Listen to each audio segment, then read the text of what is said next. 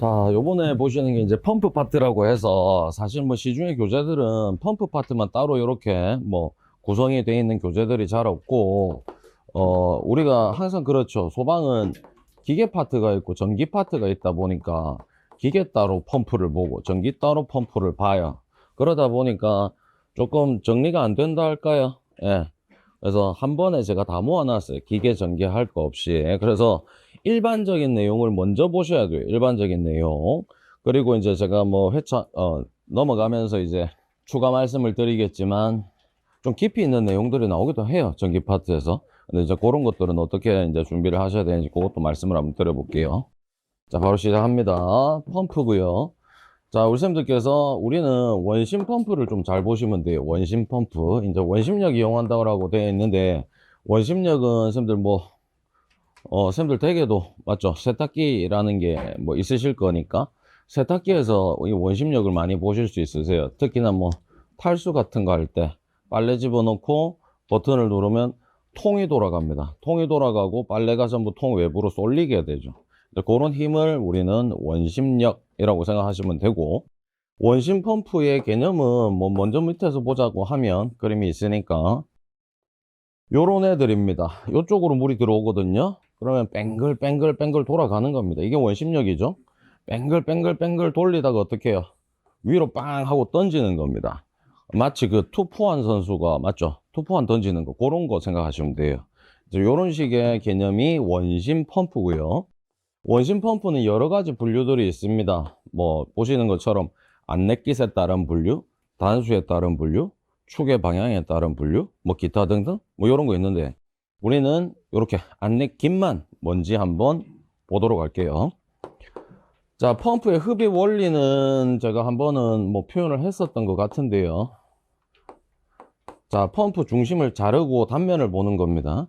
그럼 중심에 축이 있고요. 축을 기준으로 이렇게 임펠러라는 수차가 달려 있습니다. 그리고 펌프 중심으로 해서 이렇게 흡입식 배관이 구성되어 있죠. 예. 그리고 펌프는 항상 쌤들 뭐가 채워져 있습니까? 자, 물이 채워져 있습니다. 요걸 우리는 프라이밍이라고 할 거고요. 그럼 이 상태에서 펌프가 회전을 한다라고 하게 되면 여기 있는 물들이 전부 다 통 외부로 쏠리겠죠. 통 외부로. 통 외부로 쏠리게 되면서 원심력이 발휘됩니다. 그러면 힘이 셀 거니까 이 물이 뭐 힘을 가지고 통 외부로 날아가면 안 되죠. 통이 단단해야 돼요. 그래서 이 통을 우리는 케이싱이라고 부르게 될 거고요. 그렇게 이렇게 막 돌다 보면 요 중심부가 뭐가 된다고요, 선생님들? 진공이 되는 거죠, 진공. 진공이 되고 여기 구멍하고 여기 구멍만 우리가 딱 비교해서 볼 거거든요. 그럼 여기는 진공이고 여기에는 어찌됐든 대기압이 있고 요만큼 내리 누르는 RH가 존재를 합니다. 근데 내리 누르는 RH는 올라가면서 마이너스가 된다라고 해서 상쇄된다라고 얘기를 하고 결국은 우리가 이용할 수 있는 게 요게 대기압이죠, 대기압. 그래서 여기에는 대기압이라는 압 또는 힘이 존재를 하는 것이고 여기는 진공, 그러니까 아무것도 없는 상태, 무의 상태입니다. 그렇기 때문에 아무것도 존재를 하지 않는 거죠. 그래서 힘 대 힘입니다. 여기는 힘이 있고 여기 힘이 없어요. 그래서 미는 거죠, 이렇게. 미는데 중간에 뭐가 있다고요? 요 물이 있는 거죠, 물이.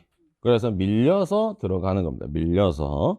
요런 원리가 원심 펌프의 흡입 원리입니다. 그래서 오늘도 배우시겠지만 유효 흡입 양정이라는 걸 배우시게 될 거고 우리가 시작하는 힘은 대기압이죠, 대기압. 얘 펌프가 설치된 지역의 주변 대기압이 밀어주는 거니까. 그리고 가면서 뭐가 생기고요? 손실이 생기죠. 그 손실이 생기니까 얘는 대기압보다 낮은 압으로 들어간다 라고 얘기를 하고 화재안전 기준에서 그래서 여기에 뭘 설치하라 그래요? 흡입식의 연성계 또는 진공계를 설치하라고 하는 거죠. 그럼 쌤들 얘가 지시하는 지시치가 쌤들께서 처음에 하시는 오해가 얘인 줄 알고 계시는데 얘가 아닙니다. 얘가 아니고 얘가 지시하는 게 손실을 지시하는 겁니다. 손실. 되시겠죠? 요 정도로 흡입 원리 알고 가시면 돼요. 그러면 제가 지금 이 흡입 원리를 설명하면서 한 번도 안내깃이라는 표현을 안 했습니다. 맞죠? 예. 그럼 요 펌프가 무슨 펌프? 쌤들 볼류트 펌프. 그리고 우리한테는 볼류트 펌프가 중요해요. 안내깃이 없다고요. 안내깃이. 그래서 얘들의 원리는 물이 밀려 들어옵니다. 그럼 여기 임펠러, 수차라는 애가 어떻게 해요? 빠르게 통 외부로 이 전달된, 공급된 물을 넘겨주는 겁니다. 넘겨주는 거. 맞죠? 예. 그래서 뭐 느낌을 가지자면 볼링공 막 이렇게 흘리듯이, 굴리듯이 물이 들어온 애를 빨리빨리 통 외부로 굴려주는 겁니다. 뭔지 아시겠죠? 그러니까 이 펌프 내부의 유체 이동 속도가 어떨 거예요? 엄청나게 빠르다고요. 들어오는 애를 빨리빨리 넘겨주니까. 뭔지 아시겠죠? 그러니까 속도가 빠르니까 Q는 AU죠. 뭐가 늘어납니까? 유량이 늘어납니다. 유량이. 그런데 선생님들 속도하고 베르누이에서 배우셨어요. 속도하고 압력은 무슨 관계다? 반비례 관계입니다. 꼭 기억하셔야 돼요. 그래서 압력은 떨어지는 요런 펌프가 볼류트 펌프입니다. 그래서 여기에 저양정, 높이 못 던진다 이 말이죠. 그리고 대유량, 유량은 많이 뽑아낼 수 있다고요. 요런 펌프가 볼류트 펌프. 자, 되셨고요. 자, 이제 터빈만 비교하실 건데요. 터빈 펌프는 별거 없어요. 예. 여기 펌프 내부입니다. 여기 축이 있고요. 그냥 이렇게 그릴게요. 임펠러입니다. 그럼 이런 식으로 임펠러가 설치되어서 빠르게 물을 통 외부로 넘겨줄 건데, 이 가이드베인이라는 애가 여기에 설치가 되는 거예요. 얘는 이렇게 길쭉한 구조물이라고 생각하시면 되겠고, 이 길쭉한 구조물이 어떤 역할을 하느냐, 이 빠르게 공급되는 물의 속도를 어떻게 해요? 뚝 떨어뜨리는 거예요. 무슨 말이냐, 얘가 빠르게 해서 통 외부로 가려고 하면 얘 블로킹 해주는 거예요. 팍 하고 막아주는 거죠. 그럼 맞고 툭 떨어지는, 맞고 툭 떨어지고. 뭔지 아시겠죠? 그래서 이 가이드메인이라는 애가 뭘 해준다고요? 지금 여기 속도가 빠른 애들을 뚝 떨어뜨려 준다고요. 이해되셨죠? 그게 막 표현이 그렇잖아요. 쌤들, 가이드베인이라고 하면 안내깃이라는 뜻이거든요. 그러니까 빠르게 더 전달해 줄 것 같고 느낌이 그런데 정반대라고요. 얘는 블로킹 해주는 애입니다. 자, 그러면 속도가 떨어지니까 유량도 떨어질 것이고 대신에 압력은 어떻게 해요? 크게 낼 수 있죠. 크게. 그래서 고양정에 저유량에 적합하다. 뭐 이런 식으로 우리가 표현을 합니다. 근데 다시 한 번 더 말씀드리지만 우리한테 중요한 펌프는 볼류트 펌프입니다. 볼류트 펌프. 그거 하나 기억해 주시고요. 자, 밑에 뭐 그림이 있는데 생략해도 될 것 같고요. 케이싱 넘어가시고요. 쌤들 임펠러는 한번 뭐 좀 개념 잡으시면 좋죠. 우리가 프로펠러라는 애는 많이 들어봐요. 맞죠? 프로펠러가 대표적으로 선풍기입니다. 선풍기 돌아가는 게 프로펠러고, 임펠러라는 애는 그냥 이런 겁니다. 회전축 방향으로 힘을 전달 또는 유체를 전달하는 애가 프로펠러고요. 임펠러라는 애는 회전축의 직각 방향으로 뭐 유체를 전달하거나 힘을 발휘하는 게 임펠러가 됩니다. 참고만 해주시고, 대신에 요거 정도는 우리가 조금 기억하시고 넘어가시면 좋으실 것 같아요. 좀 포장을 해야 되죠. 안내깃이다, 가이드베인이다, 얘의 역할이 뭐냐, 뭐 이런 거 나올 수 있어요. 펌프랑 엮어서. 근데 고배점은 될 수 없고 한 1점 정도 뭐 단답이니까. 그럼 얘는 어떻게 해요? 회전차의 출구의 흐름을 감속하여 뭐 이런 거 적으면 좋은데 말이 어려우니까 선생님들 결국 요 용어들이 들어가야 되죠. 속도 에너지를 뭘로 바꾼다? 압력 에너지로 바꿔주는 장치다. 그러니까 요 정도의 개념은 들어가 줘야 됩니다. 자, 넘어가겠습니다. 자, 선생님들 우리는 앞으로 펌프라는 애를 많이 보실 건데, 자, 여기 요 그림부터 보실게요. 아까 설명드렸는데 얘가 들어오는 구멍이에요. 물 들어오는 구멍. 여기서 커집니다. 원심력을 발휘합니다. 그리고 다음 단의 중심으로 이것부터 설명드려야 되죠? 죄송합니다. 자, 요렇게 뱅글뱅글 돌면서 위로 팡 하고 던져질 건데, 쌤들 여기에 보시게 되면 진 부분들이 보이시죠? 굴곡. 요렇게 이 굴곡진 부분들을 우리는 뭐라고 부릅니까? 단이라고 부릅니다. 단이라고 부르게 되고, 얘는 단이 여러 개죠. 그래서 다단 볼류트 펌프 이렇게 표현을 하고요. 얘는 지금 한 단밖에 없잖아요. 그러니까 단단 또는 1단 이런 식으로 표현을 하면 됩니다. 그러면 이 단마다 뭐가 있다고요, 쌤들? 아까 말씀드린 수차가 있는 거예요. 수차. 선풍기 날개처럼 생각하세요. 예, 임펠러. 그럼 임펠러라는 애가 뭐하고 붙어져 있다? 여기 길다란 축이 하나 있어요. 길다란 축하고 붙어져 있다 생각하시면 돼요. 되시겠습니까? 그럼 축이 회전하면 얘도 덩달아서 회전 다 한다고요. 이해되셨습니까? 그럼 요까지 생긴 구조물이 뭐라고요? 펌프라는 애라고요. 펌프. 그리고 요거 표현 안 했는데 선생님들, 펌프는 유체 중에 주로 액체를 이송하는 장치 총칭입니다. 펌프. 자, 요렇게 보시게 될 건데, 그럼 어찌됐든 얘가 원심력을 발휘해야 물을 높이 던질 수가 있을 것이고, 원심력을 발휘하려고 하면 축이 회전을 해줘야 되겠죠. 그러면 선생님들, 이제 우리는 축을 잡아 돌리는 장치를 설치하게 돼요. 그게 두 가지라고요. 되시겠습니까? 첫 번째가 뭐라고요? 모터가 들어가는 거죠. 모터. 모터는 선생님들 뭐 너무 많이 보실 거고 뒤에서도 챙기실 거기 때문에 일단 모터 펌프가 있고요. 선생님들, 얘를 뭐라 부릅니까? 내연기관 또는 엔진이라고 부르시면 돼요. 내연기관이 엔진입니다. 그래서 내연기관이라는 걸 이용해서 뭐 할 수 있다. 아, 저 축을 잡아 돌릴 수가 있다고요.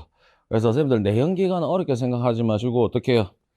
자동차 생각하시면 돼요. 자동차. 예. 자동차가 기름 연료 떼면서 앞으로 굴러가지 않습니까? 그 굴러가는 힘을 회전에 쓴다 생각하세요. 이해되셨죠? 그러면 얘만 이렇게 잡아가지고 돌려주면 되는 거지 않습니까? 요런 펌프가 엔진 펌프, 요런 펌프가 모터 펌프 또는 전동기 펌프. 그러면 선생님들, 요거 하나만 또 구분하고 넘어가자면, 모터 펌프는 선생님들 뭐가 필요해요? 전기가 필요하죠. 전기. 얘는 전기가 공급돼야 회전을 할 거니까. 근데 얘는요, 전기가 필요 없다고 생각하세요, 선생님들. 딱 한 번 필요하죠. 언제 필요합니까? 처음에 스타트 할 때 한 번 필요합니다. 그래서 여기 보이시지만 자동차하고 똑같죠? 자동차 배터리가 있어요. 그리고 이 운전 조작부라고 하는데 여기서 항상 충전 상태 유지해 주는 거예요. 그러면 처음에 스타트 할 때 얘만 한번 전기 써먹고 이제 얘는 필요 없어요, 사실. 이해되셨습니까? 그런데 이제 문제는 뭐다? 수계소화 설비 배우셨겠지만 얘를 우리나라에서 뭐로 인정해줘요? 비상전원으로 인정해주죠. 비상전원으로. 요게 문제가 되는 거예요. 그래서 조금만 더. 그래서 옥내소화전 설비의 가압송수장치의 내용의 단서 조항에 보시게 되면 주펌프는 뭐라 하라 그래요? 전동기에 따른 펌프로 설치하라고 그러죠. 얘는 이제 주펌프는 못 쓴다고요, 무조건. 왜 그럴까요, 쌤들? 유지관리 안 되거든요, 현실적으로. 누가 자기 건물에 엔진 펌프가 있다고 하루하루 날마다 가서 돌리겠어요, 맞죠? 예, 오래된 자동차 같은 거예요. 그러다 보니까 화재 발생했을 때 어떻게 되더라? 시동이 실패가 자꾸 되더라, 이 말이죠. 사람들 오래된 자동차 돌리면 뱅뱅뱅뱅뱅뱅 이렇게 하다가 툭 하고 꺼지잖아요. 얘가 그런 현상 생긴다고요. 그래서 얘는 주펌프로 할 수가 없어요. 자, 그림이 있으니까 제가 이것저것 조금 설명을 드렸고, 우리는 모터에 대해서 우리가 조금 더 깊게 조금 챙겨보도록 합니다. 자, 뭐 첫 장에서는 크게 나올 건 없죠. 크게 나올 건 없고, 우리 선생님들께서 뭐 가이드 베인, 얘가 뭐 어떤 역할 정도인지, 그리고 소방에서 쓰는 펌프가 볼류트 펌프구나, 요렇게 정도만 챙겨주시면 돼요. 자, 이제 모터 파트로 갑니다. 모터. 우리는 모터를 이용해서 펌프를 기동시킬 거고, 그렇게 모터 펌프라는 애가 소방 펌프의 95% 이상입니다. 95% 이상. 그래서 모터에 대해서 우리가 조금 배워야 되겠다 생각해 주시고요. 전동기가 모터입니다. 전동기. 그러면 선생님들 뭐 정의를 제가 적어 놨지만 이런 거는 뭐 시험에 나오지 않겠죠. 그러니까 모터라는 애는 뭐 해주는 거예요?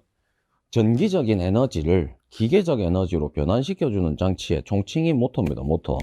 그 정도로 생각해 주시면 되겠고요. 모터가 이렇게 생겼어요. 모터가.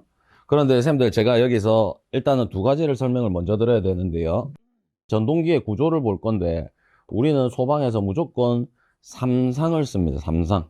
3상이라는 것은 AC의 몇 볼트 말하는 거예요? 380볼트를 말한다. 기억하시고요. 그 다음에 무슨 전동기? 그냥 전동기가 아니라 유도 전동기를 쓸 거예요. 유도 전동기. 그러니까 유도된 개념이죠. 그러니까 선생님, 우리 이거는 다 아시잖아요. 유도 미사일 이런 거 다 들어보셨죠? 그 유도 미사일 뭐 하는 거예요? 상대편의 미사일이 날라오면 우리가 유도 미사일을 쏴서 걔를 따라가면서 격추시키는 거지 않습니까? 맞죠? 그 얘도 그런 원리예요. 유도되는 원리거든요. 그게 어디에서 오는 거냐면, 전기하시는 선생님들은 당연히 뭐 너 저보다 더 잘하실 수도 있죠. 그 아고라 원판이라고 들어보셨어요? 안 들어봐도 됩니다. 예. 쌤들 자석이 있죠. 나침반이 있고. 그러면 자석을 얘를 N극하고 N극 갖다 놓으면 얘가 밀리잖아요. 맞죠? 청력이 발생하고. 근데 S를 갖다 내면 어때요? 붙으려고 하죠. 예, 인력이 발생하거든요. 그럼 얘를 잡아서 자석을 한 바퀴 돌렸어요. 자석을 한 바퀴 돌렸는데 나침반이 한 바퀴 따라 돌잖아요. 맞죠? 이게 유도입니다. 유도.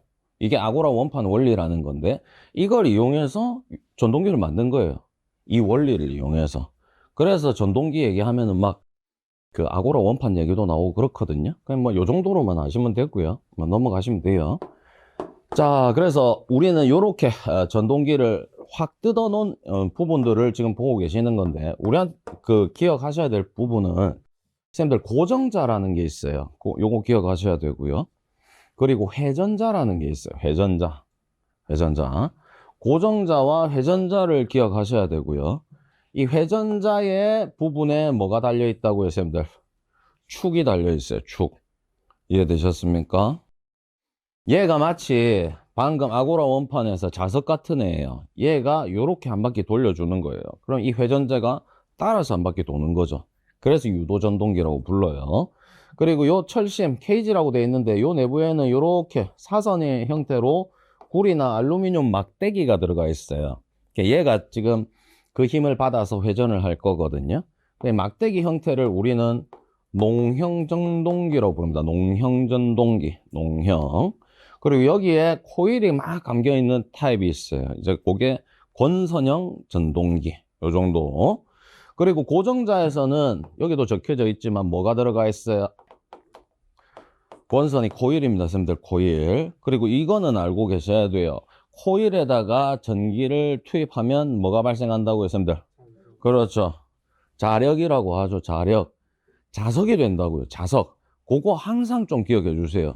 선생님들 프리액션 밸브에서 뭐 솔레노이드 밸브 이런 거 많이 뭐 표현을 하잖아요. 그리고 여기도 가스기에서도 솔레노이드 밸브 뭐 이런 식으로 하는데 쟤들이 코일이에요. 코일이 들어가 있고 전기를 투입하면 갑자기 자석화 현상이 생긴다고요. 자석화. 이제 그런 애들이 코일의 개념이다. 그 정도로 한번 잡아 주시고요. 그리고 세부적인 거는 제가 뒤에서 조금 더 설명드려도 될 것 같아요. 그래서 고정자에는 코일이 들어가 있고 회전자에는 막대기가 들어가 있고 축이 달려져 있다. 요 정도로. 그리고 선생님들 좀 이따 보시겠지만 얘들은 열에 약하죠. 전동기에. 단점 중에 하나입니다. 열이 약합니다. 열. 그래서 선생님들 제연 설비에서 보시게 되면 전동기와 배풍기 부분은 분리해서 설치하라고 하죠. 분리해서. 그 이유가 전동기가 열에 취약해서 그래요. 고온의 연령기가 막 왔다 갔다 하는데 얘가 직결되어 있다. 그럼 열 받아가지고 저항이 상승을 합니다. 저항이 상승을 하니까 전류가 떨어지게 되는 거죠. 그럼 전류가 떨어지니까 정상적으로 회전이 안 되는 거죠. 이런 부분들이 있습니다. 그래서 외부에 팬도 달려져 있고요. 열 방출을 하려고 하는 거예요. 그리고 얘들이 쌤들 그 생김새 뭐 직접 보시겠지만 삐쭉빼쭉하죠. 이 삐쭉빼쭉합니다. 이런 거 뭐라 부릅니까? 방열판이라고 불러요. 방열판이라고 해서 열방출을 하려고 하는 거예요. 열방출. 그래서 요런 특징을 갖고 있는 애가 전동기구나. 그런데 우리는 뭐 배운다?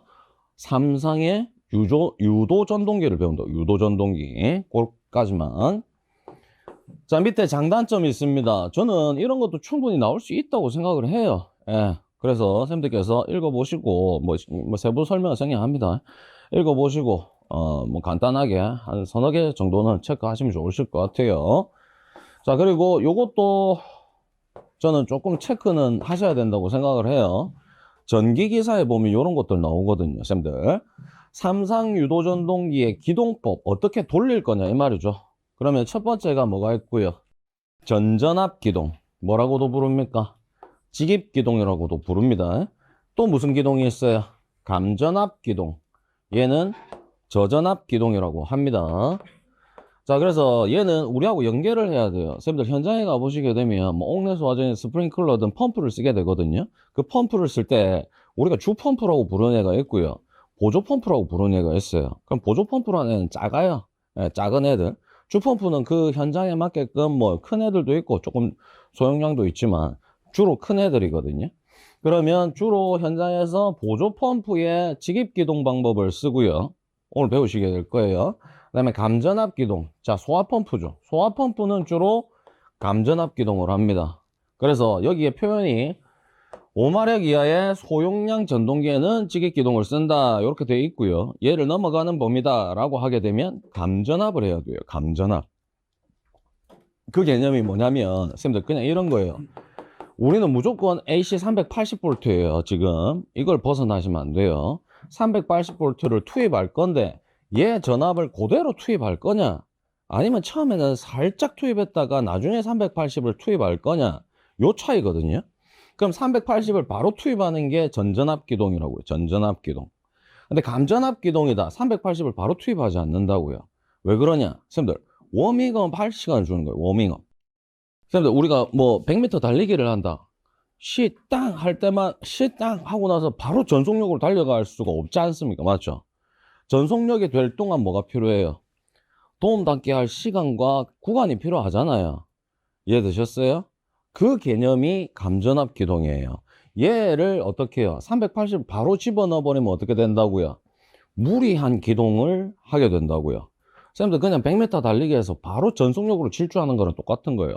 그럼 바로 탁 스타트 했을 때 엄청난 속도로 막 튀어나가려 하다 보면 어떻게 됩니까? 다치죠. 뭐 담 걸리고 막 이래 되는 거예요. 얘도 그런 개념이에요. 그래서 처음에는 어떻게 해요? 워밍업 할 시간을 주고 어느 정도 워밍업이 됐다. 그러면 전전압으로 주는 거죠. 뭔지 아시겠습니까? 그런 개념이 감전압이고 저전압 기동이라고 해요. 그러면 우리 선생님들께서 가장 중요하게 생각하셔야 될 것은 무슨 기동이다? Y델타 기동입니다. 현장의 90% 이상 Y델타를 씁니다. 가장 대중화되어 있고 잘 보실 수 있는 방법입니다. 그리고 나머지는 선생님들 그냥 이름 정도만 기억하시면 돼요. 여기에 대해서 세부적으로 써라. 그거는 우리가 너무 오버해서 깊이 들어가는 겁니다. 그래서 뭐 기동 보상기법, 리액터에 대한 기동법, 리액터 기동법이라고 하면 되고, 콘돌포 기동법, 뭐 2차 저항법, 뭐 이런 거 있습니다. 근데 우리는 Y델타가 중요하다라고 말씀을 드리고요. 제가 여기서 뭘 하나 체크하자 할 거냐, 뭐 하면 선생님들 감전압 기동의 종류 정도 한 3개 아니면 5개 그냥 하나 외워주세요. 네, 이런 거 단답으로 나올 수 있습니다. 전기 파트 때 말씀드렸지만 기사 시험에 곧잘 나오는 애들입니다. 그리고 얘는 이미 기출이 됐죠. 관리사 시험에. 왜 감전압을 하느냐, 이렇게 되는 겁니다. 그래서 제가 여러 가지를 써놨죠.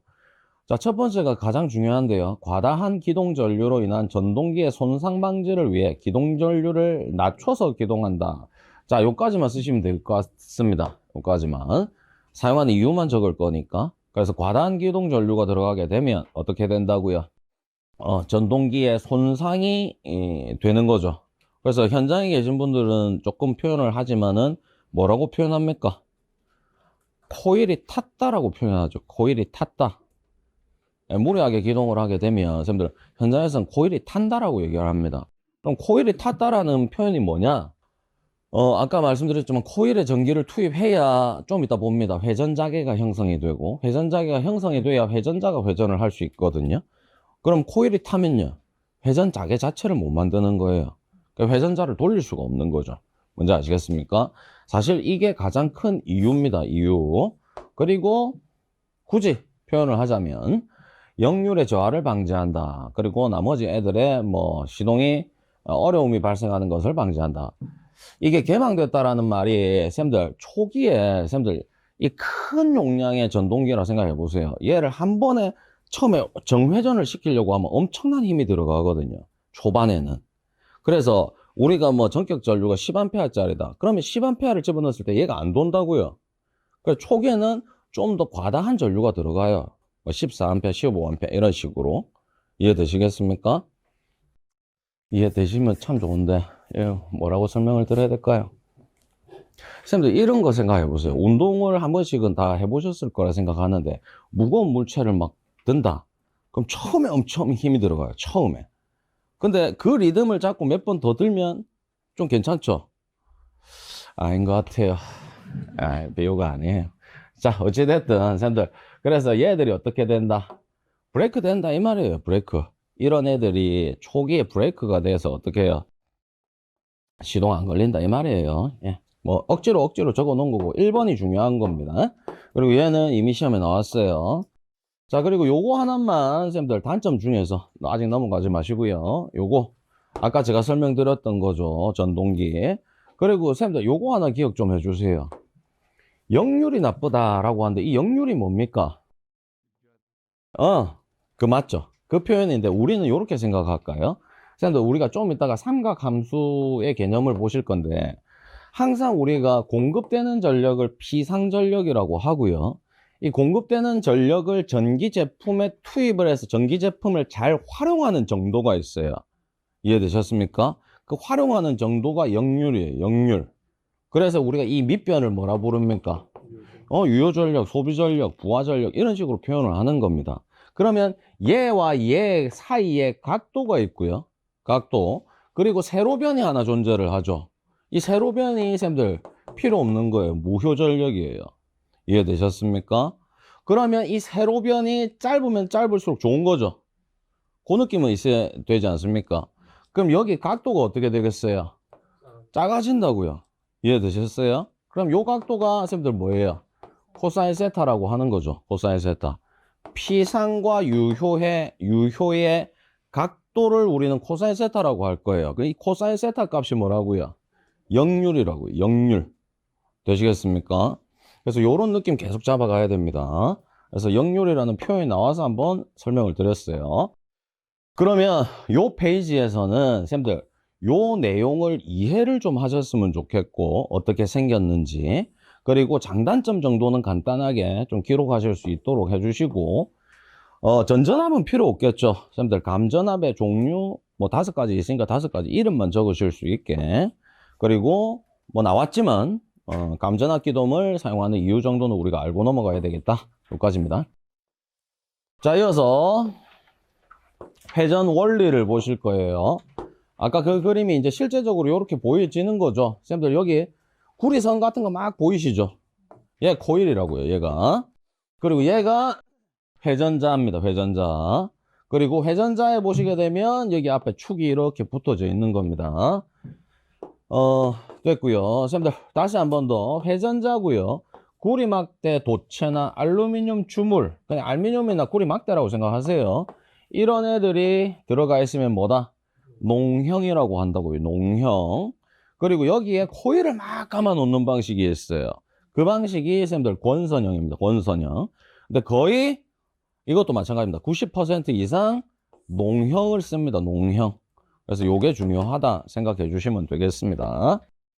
자, 그러면 얘를 이렇게 단면을 딱 잘랐다고 생각을 해보세요. 단면을 잘라서 여기 요렇게 그림을 보시는 거예요. 그러면 쌤들 뭐 잘 표현이 요렇게 외부에 둥근 띠가 있습니다. 얘가 고정자입니다. 고정자. 되시겠습니까? 그리고 요 내부에 요렇게 흰 띠가 하나 보입니다. 얘가 회전자입니다. 회전자. 되시겠습니까? 요렇게 이해를 해주시고 간단하게 그려져 있는데요. 쌤들 여기는 X고요. 여기는 O가 돼 있어요. 여기 X고요. 여기 O가 돼 있고요.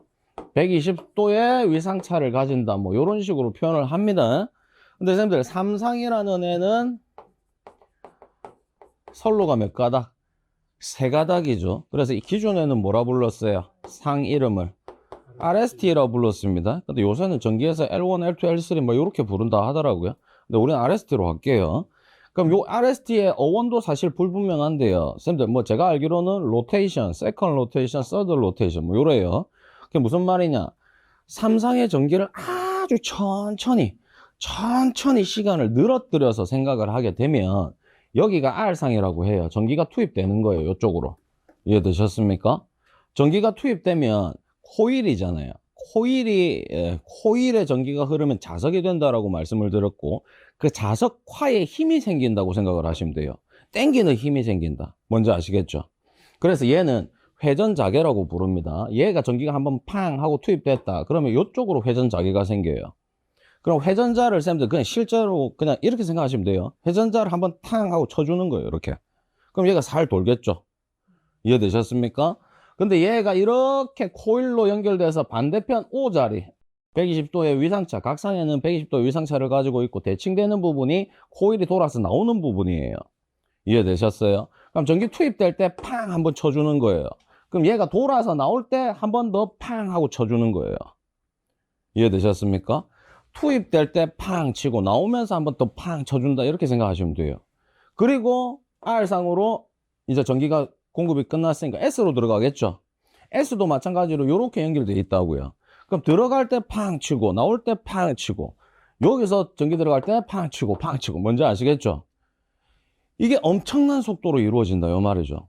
그러니까 얘를 전기 투입하자마자 얘는 어떻게 해요? 왱 하고 돌아가는 거죠. 이해되셨습니까? 제가 시간의 순서를 아주 천천히 늘어뜨린 거죠.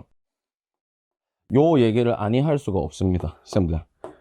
이 옛날에 놀이터에 이런 거 있었어요. 우리 선배님들 기억나실 거예요. 옛날에 원통으로 막 길게 해가지고 돌리는 거 있었어요. 맞죠? 예. 그 뭐 이름도 모르겠습니다. 그래갖고 막 애들 여기서 막 이렇게 매달려가지고 막 날아가고 난리 나고 이런 거 있었습니다. 이거 위험해서 없어졌잖아요. 맞죠? 그때 애들이 막 자꾸 팡팡 치지 않습니까? 그러니까 요런 게 회전자의 개념이라 보시면 돼요. 고정자와 회전자.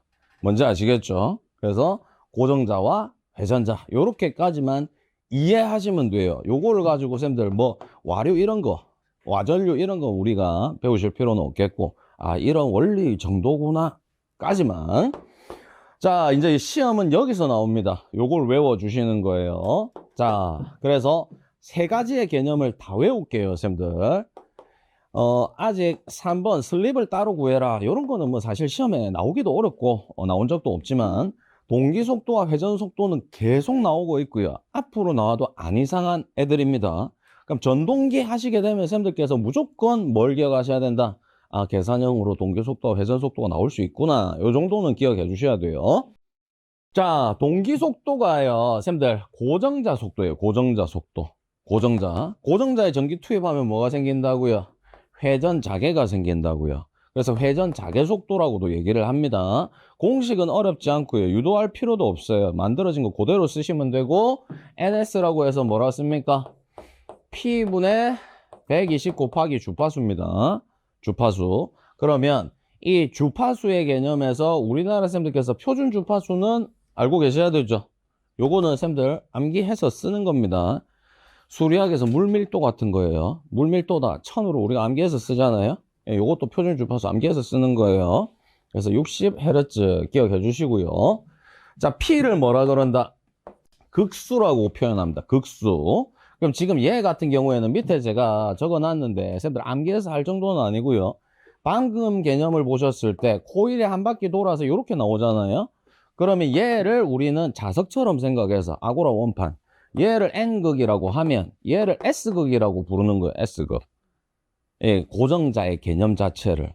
이해되셨습니까? 그래서 두 조가 한 쌍이면 2극이라고 부르는 거예요. 2극. 자석의 극수를 물어보는 거예요. 예, 요 정도로 할게요. 그래서 요 N은 따로 구하실 일은 없고 문제에서 무조건 극수는 제시가 되거든요. 근데 극수가 짝수 정도의 개념이다 라는 정도는 좀 알고 가시면 돼요.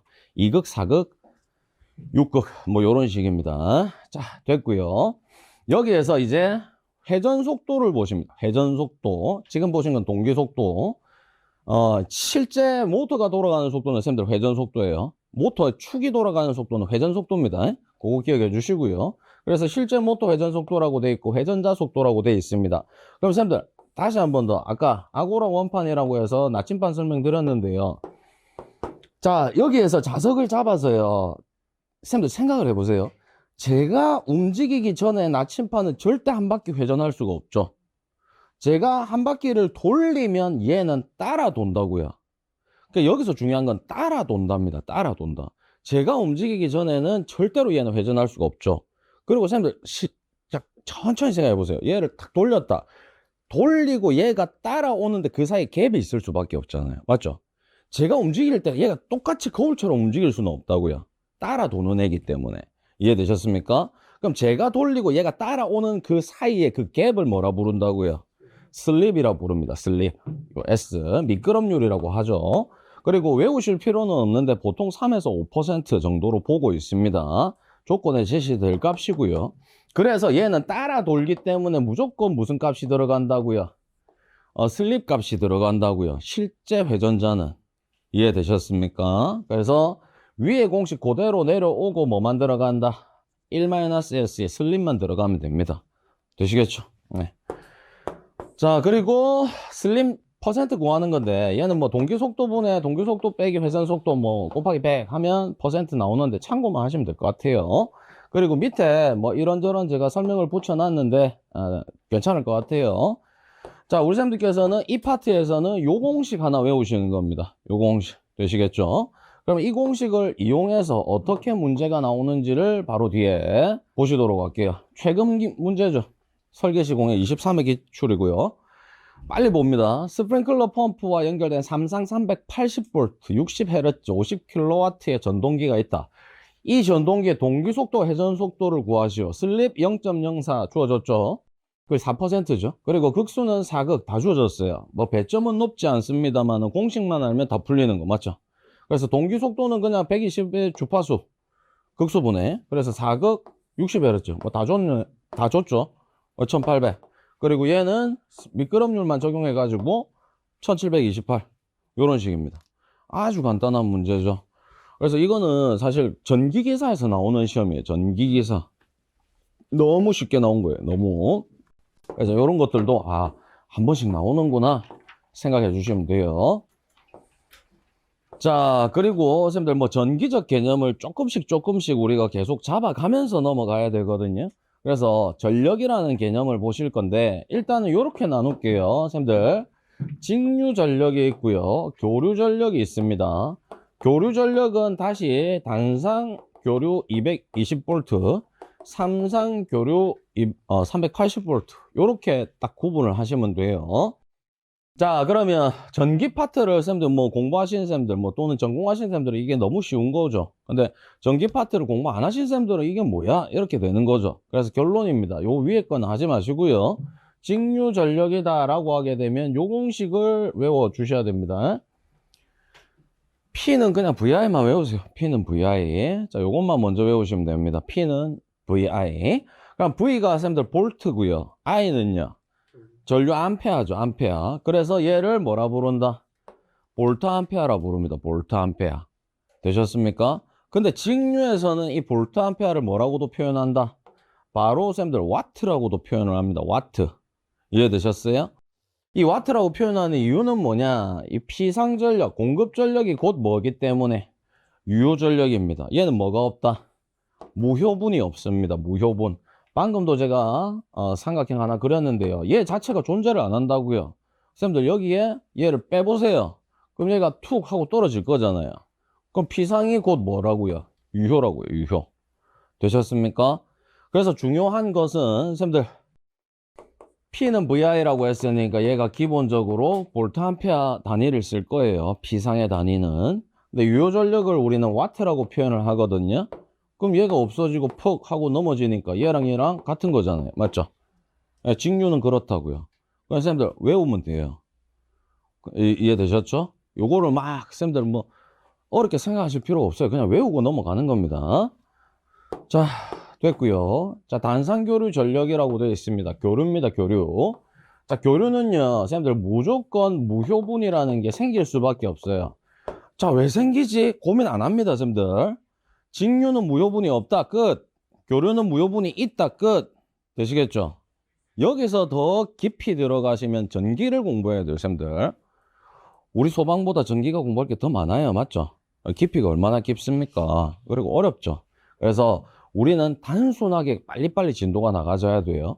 그래서 이 무효분이 생기는 것은 쌤들 결국 여기 뭐 저항으로 표현해 놨는데 뭐 리액턴스라고 표현을 하죠. 리액턴스라고 해서 뭐 용량성, 그 다음에 뭐 유도성, 뭐 이런 식으로 합니다. 용량성이 커패시턴스던가요? 예, 그리고 유도성이 인덕턴스? 예, 뭐 하여튼 뭐 요런데 쌤들 이렇게 그냥 하고 넘어가세요. 코일이라는 애 그리고 콘덴서라는 애 때문에 무효분이 생겨요. 교류에서는 희한하죠. 자, 어찌됐든 얘가 없을 수 없다라는 느낌입니다. 교류는. 자, 그래서 우리는 단산교류 전력에서는 두 가지를 우리는 먼저 기억을 할 건데요.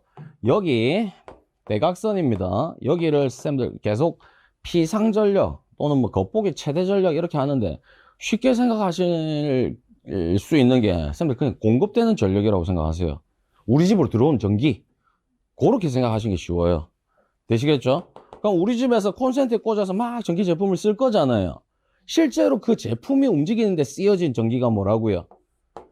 와트, 유효라고요, 유효. 이해되셨습니까?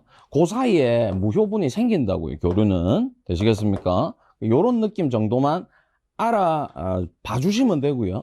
그리고 피상과 유효는 항상 뭐에 관계에 있다? 코사인 세타. 이게 역률이라고요. 이 역률의 개념이 뭐라고요?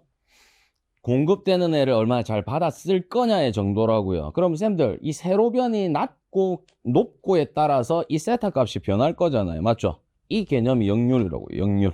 되시겠죠? 자, 얘도 마찬가지입니다. 쌤들 어렵게 생각하지 마시고요. 요거 안 합니다. 단산교류에서 피상전력 그대로 들어갑니다. P는 VI입니다. 자, 이거를 여기서 끝나시면 안 되고요. 이 계산을 어디에 접목을 시킬 거냐를 생각하셔야 돼요. 그럼 설비의 전기 파트에서 얘를 쓰게 되는 파트가 어디예요, 쌤들? 비콘이죠. 비콘은 공급 용량이거든요. 그래서 1.5 kVA 나오죠? 1.5 kVA 해가지고 한 개당 요렇게 요게 지금 단산교류잖아요. 쌤들 비상 콘센트는 220 콘센트 설치하는 거지 않습니까? 220 공급 전력만 대기하고 있으면 되는 설비거든요. 그래서 이제 피상 전력에서는 쌤들 비콘하고 이제 좀 연계를 하셔서 좀 비콘에서 나올 수 있겠구나. 그때는 저 공식 써야 되는구나. 요렇게. 자, 그런데 유효 전력은요. 자, 이름부터 쌤들 유효 부하 소비 전력이라는 표현을 하고요. 얘는 어떻게 들어갑니까? VI 코사인 세타입니다. 어렵지 않습니다. 요 중간에 넘어가세요. 얘가 PA라고 하고요. 얘는 P라고 보통 표현을 합니다. 둘의 관계는 코사인 세타. 코사인 세타는 PA분의 P가 될 것이고 우리가 구할 거는 얘죠. 얘로 정리를 하면 PA의 코사인 세타가 되는 거고요. PA가 뭐였으니까? VI였네요. 그래서 VI 코사인 세타. 되시겠죠? 안 어렵습니다. 선생님들 그대로 그냥 하나 외워 주셔야 됩니다. 그러면 이런 애들은 실제 전기를 받아 쓰는 제품들을 생각을 하셔야 돼요. 대표적으로 뭐 생각하세요? 유도등 같은 애들이 있어요. 유도등. 유도등은 전기 받아서 불이 켜져야 되는 애지 않습니까? 대기하는 애들이 아니고. 그런데 이런 공식을 쓰시게 될 거다. 기억하시면 될 것 같아요. 무효전력 X 하겠습니다.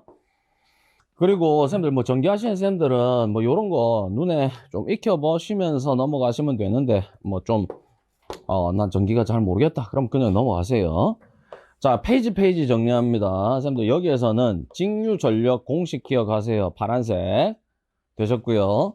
단산교류에서는 피상하고 유효 두 개 기억하시는 겁니다. 넘어갑니다. 자, 이제 삼상결선입니다. 삼상결선. 자, 삼상결선은 결선하는 방법이 Y결선, 델타결선이 있는데 이런 거 전기 안 배우면 와닿지도 않아요, 쌤들. 그래서 제가 결론을 냅니다. 요것만 그렇구나 하고 넘어가시면 돼요. 그렇구나. Y결선하면 선전류랑 상전류가 같구나. 근데 선전압이 어떻다고요? 상전압의 루트 3배구나. 근데 델타 결선하면 요게 또 바뀌는 거죠. 자, 몰라도 된다고 했어요. 자, 그러면 자, 이제 교류에서 삼상전력을 보실 거거든요. 삼상전력. 삼상전력은요, 쌤들 피상과 유효 마찬가지로 두 개만 보고 갈 겁니다. 자, 이런 성간전력 이런 거는 하지 마세요. 쌤들 삼상에서 피상이 있고 유효가 있습니다. 그리고 요 애들은 Y결선 했을 때 요렇게 얘가 나와진다. 델타 결선 했을 때 요렇게 얘가 나와진다 라는 걸 유도한 겁니다. 유도를 했는데 결국은 쌤들 필요 없어요. 얘가 지금 상전압이죠. 상전류. 그 값들이 요 위에 있는 애들이 그냥 그대로 들어간 거예요. 그대로 들어갔기 때문에 요렇게 표현이 된 것인데 의미가 없고요. 얘가 이미 기출이 됐어요. 이거 유도하는 게 기출이 됐다고요. Y 결선을 하든 델타 결선을 하든 삼상에서 피상 전력이 루트 3 VI가 되는 걸 유도하시오. 이렇게 나왔어요. 유도하시오. 되게 어떻게 보면 전기하시는 분들한테는 간단한 것일 수 있었으나 전기를 모르시는 사람들은 생소하죠. 그리고 더군다나 이 문제가 어디서 나왔어요? 점검실무에서 나왔어요. 점검실무에서. 골치 아픈 거죠. 이거 점검실무 하신 분들 어떻게 맞추겠어요? 맞죠? 예. 그래서 이 회차가 되게 어려운 회차였거든요. 그래서 이런 게 이미 시험에 나왔었습니다. 그러면 쌤들께서는 뭐 기억하신다? 델타 결선을 하든 Y 결선을 하든 삼상의 피상전력은 뭐다? 루트 3의 VI다. 루트 3의 VI다. 요 정도. 되셨습니까? 됐고요. 자, 그 다음에 유효전력은 뭐만 붙이면 돼요? 아까 삼각함수 보셨습니다. 단위가 와트, 기본 와트이면서 루트 3 VI에 뭐만 들어가면 돼요? 코사인 세타만 들어가면 되는 겁니다. 자, 공식 두 개 외우는 겁니다. 지금은 우리는 전력이라는 파트를 공부하고 있으시고 직류전력, 교류전력 따로따로. 교류전력은 다시 단상과 삼상. 그리고 단상과 삼상에서 다시 뭘 공부하셨어요? 피상과 유효.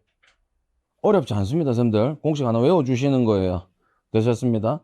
그러면 이런 애들이 계산형으로 크게 나온 적은 없지만 어디에 쓰일 거예요, 쌤들? 전동기에 쓰이겠네요, 전동기. 우리 지금 전동기 공부하고 있잖아요.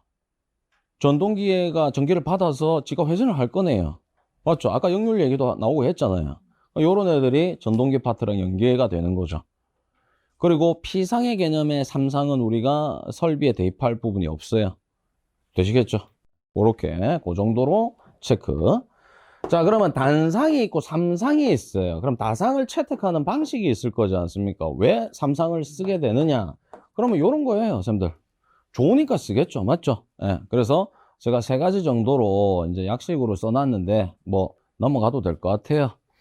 그러면 쌤들 우리가 요 정도는 구분할까요? 우리가 AC라고 부르는 전기가 있고 DC라고 부르는 전기가 있잖아요. 그럼 얘들은 전기의 종류죠, 종류.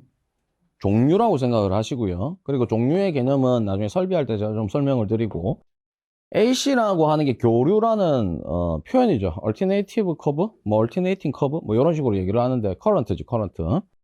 자, 얘가 220이 있고 380이 있어요. 그럼 이걸 전압이라고 부르잖아요.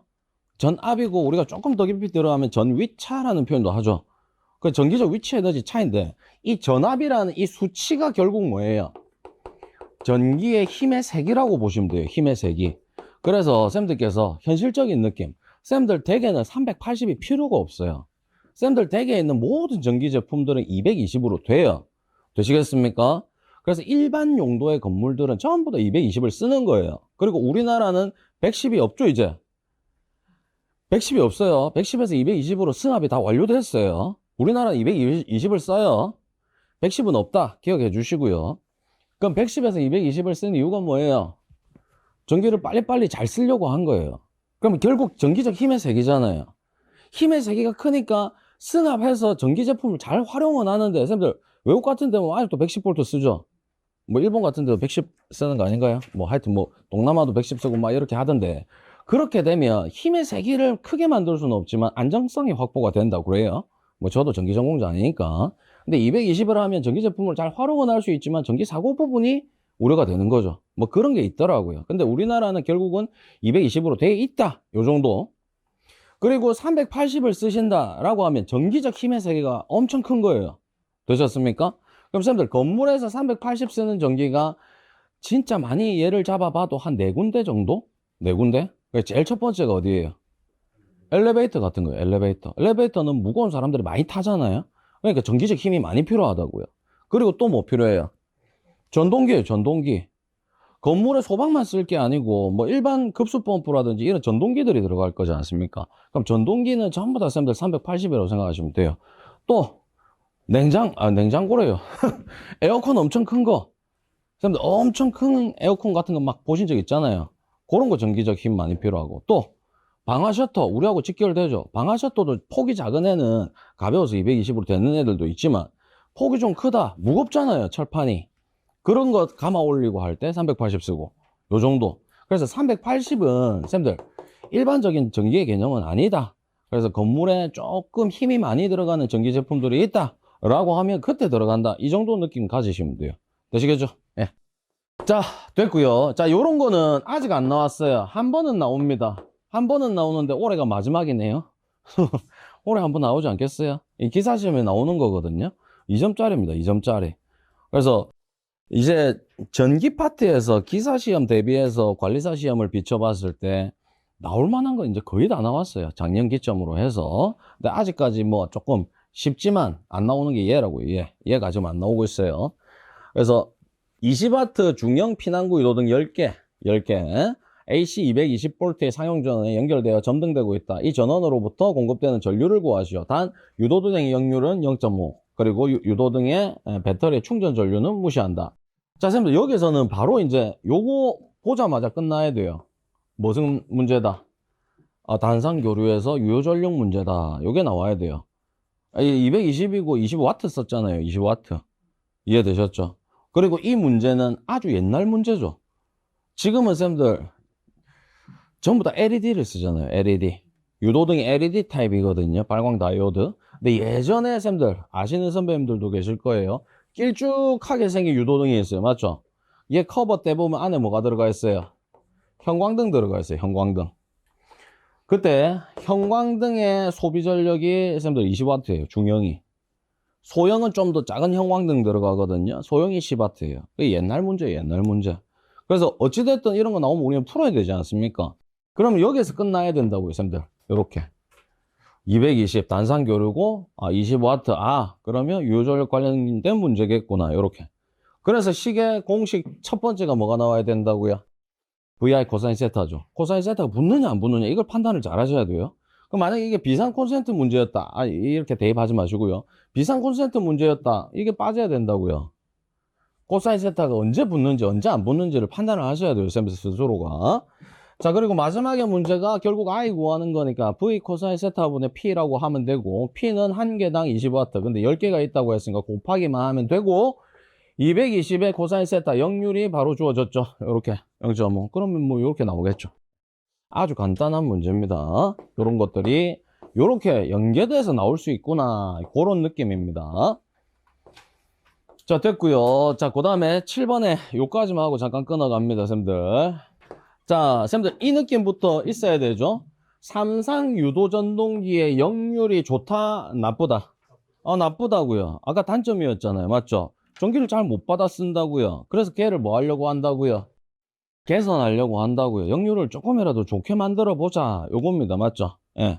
그래서 그걸 하는 애가 뭐라고요? 콘덴서라는 애라고요. 자, 전기 몰라도 그냥 외우고 넘어가는 겁니다.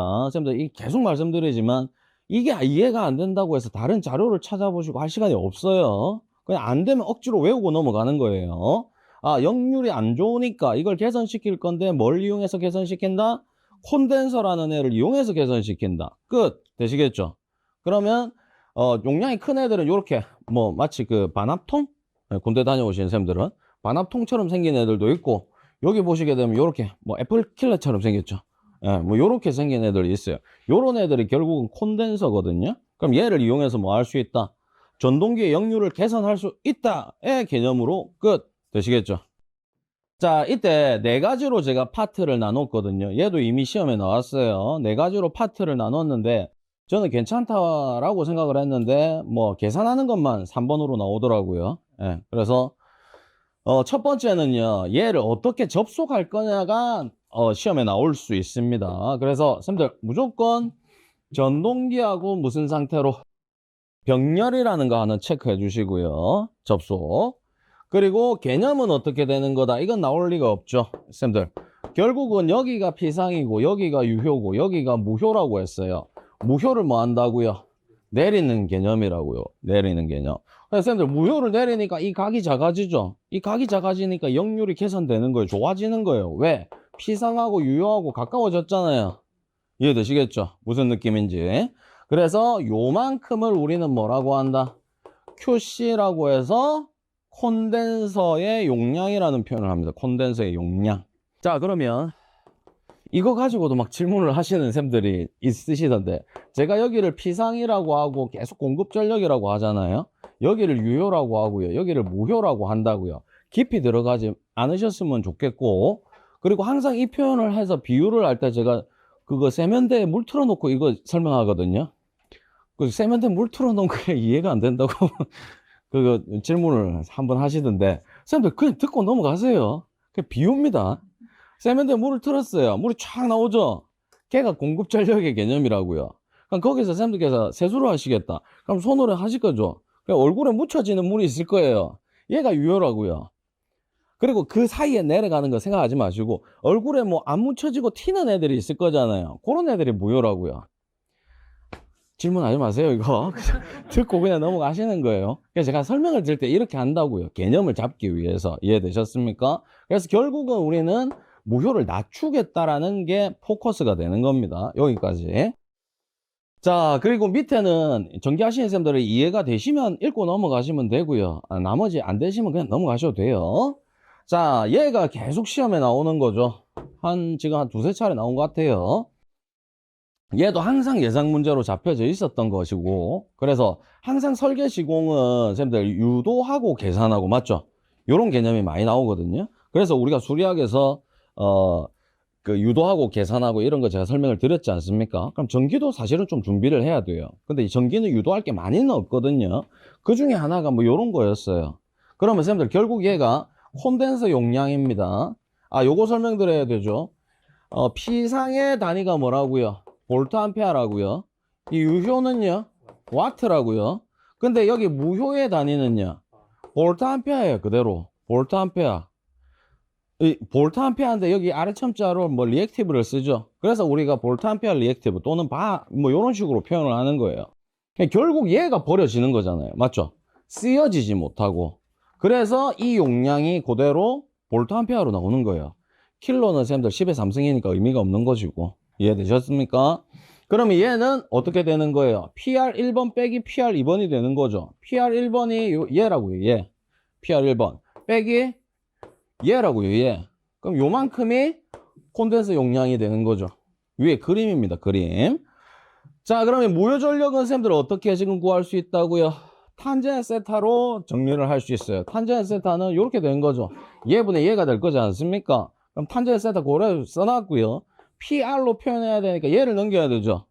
그래서 P 곱하기 탄젠 세타 1 빼기 P 곱하기 탄젠 세타 2가 되는 거죠. 그럼 P로 묶습니다. 되셨습니까? 그럼 이 쌤들 P가 중요합니다. P는 지금 무슨 전력이에요?